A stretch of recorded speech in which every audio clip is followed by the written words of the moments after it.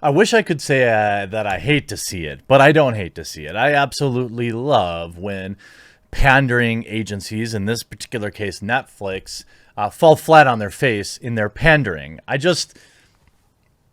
needed this win today, and I'm glad that it's here because there's a lot of negative news, and things of that nature out there.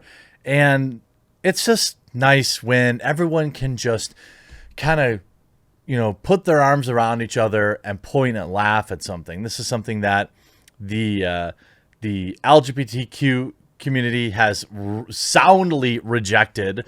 Now, early, I suspected it would flop due to its terrible ratio on Netflix, or on the likes and dislike ratio. Just to bring you back, there's a show called Q Force, which is a show about LGBTQ superheroes, but they're all caricatures of, all tired tropes about the gay community. Like every gay man is super flaming and flamboyant, when the reality is, every basically, well, I've met one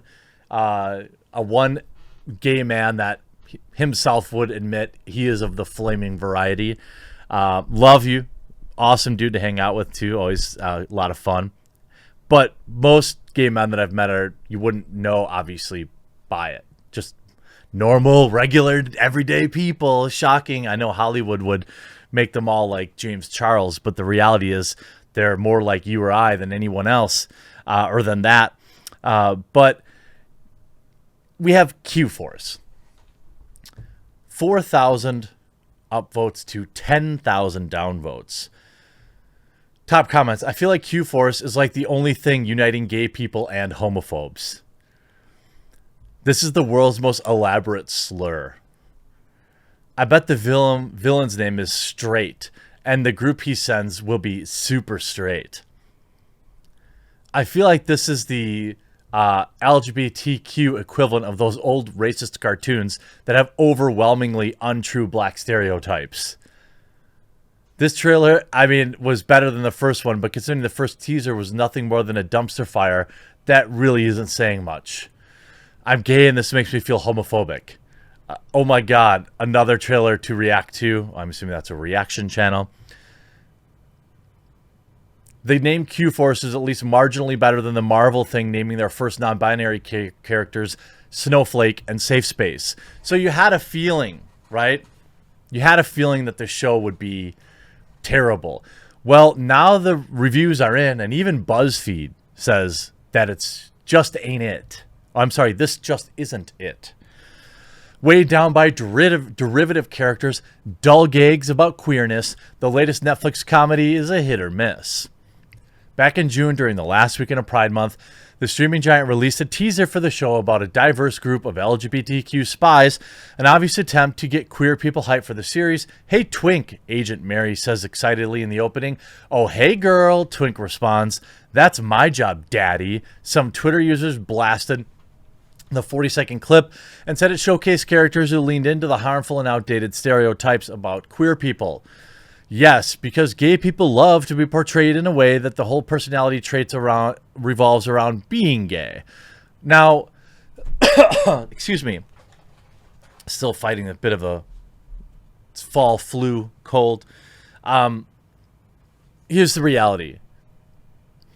Like I said earlier, there are a lot of Zoomers out there who, the people that are like, the 45 gender flavors, that their entire existence around is being that, their orientation. And there are absolutely people in the LGBTQ community that is their entire life. Just look at their Twitter bios. Everything they say is through the lens of being gay. Everything they consume is through the lens of being gay. Every conversation they have is about being gay. These people are prominent on TikTok and places like that, but they're mostly laughed at, and they're not anywhere near the real representation of actual gay people in the wild. Now, I live in the Midwest. Maybe our gay folks are just a little different. I doubt it. But usually when I'm at the pub, again, conversations aren't about being gay with gay people. They're about the brewers, or about, what's going on in the small town around you, about working at the printing company here in town, or whatever the case is. It's not my experience. Now, certainly, maybe if you go to San Francisco, there's some more eccentric type. But anyway, somebody really said, let's make an unfunny, gayer version of Archer. And they just went with it, another person expressed. The best description I've heard about the show is that it would have been made in 2005 with the intent to offend, another added. Essentially, the trailer didn't feel like a celebration of queerness, but a series of jokes made by queer people in order to mock gayness. One person who worked on the show even said as much. I am one of the many queer artists who worked on the show, and boy, I can say with confidence that the trailer is awful.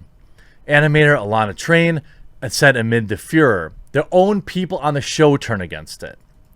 The clips they chose and how they edited them together remove all the plot, character dynamics, and heart of the show that show actually has. Having seen all 10 episodes of the series created by Sean Hayes and Michael Schur, I can definitely say the initial trailer does not do the show any favors.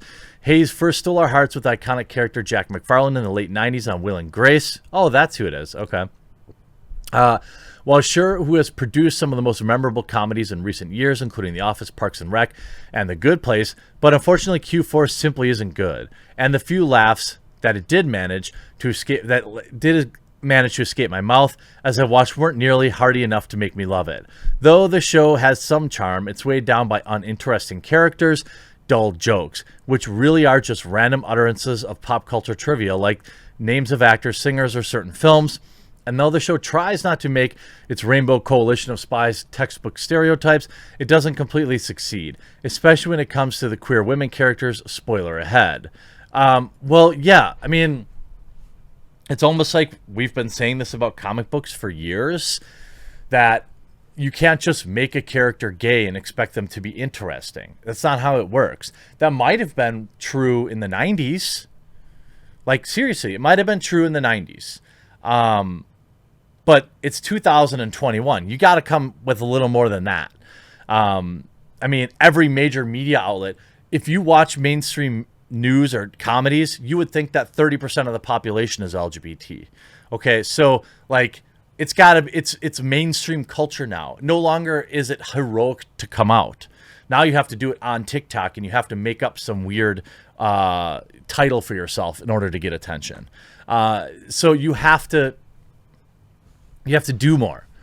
Q-Force begins with a flashback of Steve Merriweather, nicknamed Agent Mary Hayes, the valedictorian of his class at the American Intelligence Agency. He comes out during his graduation speech acknowledging that this special moment is happening the same year as the repeal of Don't Ask, Don't Tell. But before Steve can continue, he's pushed aside by the agency's Director Dirk Chunley, Gary Cole, who decides on the spot that Steve isn't the valedictorian. That honor instead goes to Agent Rick Buck, who just happens to be straight, the director says. Flash forward to present day, Steve still hasn't recovered from his emotional snafu a decade earlier. Quips like this make the show less interesting. Presumably, Rick is meant to be a stand-in for an ignorant straight person. He constantly makes remarks at the expense of the Q-Force team, calling them the Spice Girls or you chicks. It's obvious that his character's purpose is to be an a-hole, but the way he is written feels lazy. He's sometimes met with some sort of fabulously queer pushback, but his attacks just come across as extremely annoying because they are relentless. And not only that, it's not only Buck who suffers from this one-note treatment, though characters aren't completely reduced to the stereotypes. The initial Q-Force trailer seemed to imply many of the comedic moments rely on common misconceptions about queer folks. Sykes isn't even given a lot to work with as Deb. It's a testament to her skill both as an actor and comedian that she manages to consistently outshine her castmates. Even the trite jokes about lesbians, if you've heard one, you've heard them all, feel a bit more jazzed up because of Sykes' talent. Dang, does every neighborhood out here have its own doctor and airport? Deb says after an aircraft whooshes by. Shoot, me and Pam might pack up the U-Haul tonight. Curiously, for a show featuring a cast of queer animated characters in a year 2021, there are no trans characters, which feels like a major oversight.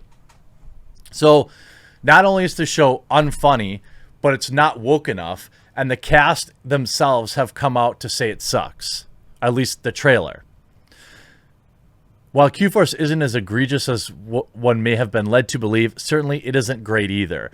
It's a show that toes the line between blah and decent. Well, yeah, I mean, Though it pains me to pan a work made by and for queer people, I'm heartened by the fact that we now live in an age that there's a lot more queer stories to choose from. I don't think that gay folks, I don't know. I can only look at this through the lens of one of those terrible cis straight men, and say that I don't seek out programming of characters, television characters that look like me, or that act like me, or that have the same, kinks I do. I don't think, and I think that reducing the gay community to that seems harmful to me. Certainly there are some members of the LGBTQ community that seek specifically LGBTQ content, but it's got to be a really small amount, right? It just has to be. I think that most people are more confident in themselves than that. Then they don't need this kind of self-validation constantly in everything they consume. Now, you may not believe that if you look at what Twitter's like, but I think, most members of that community that I know, and I know a disproportionate number given how small of a town I live in, they watch the same TV I watch, the same TV shows straight people watch. Yeah, they generally will go and support things that maybe they'll go out of their way to support a show that is maybe of this variety. But it's not exclusively the content that they consume. And I think that the days of just putting a gay dude in a show and expecting people to tune in are kind of going away, which I think is a good thing. There's nothing wrong with having representation in a show. Just give me a good show. I think that modern television has a lot of good examples of this.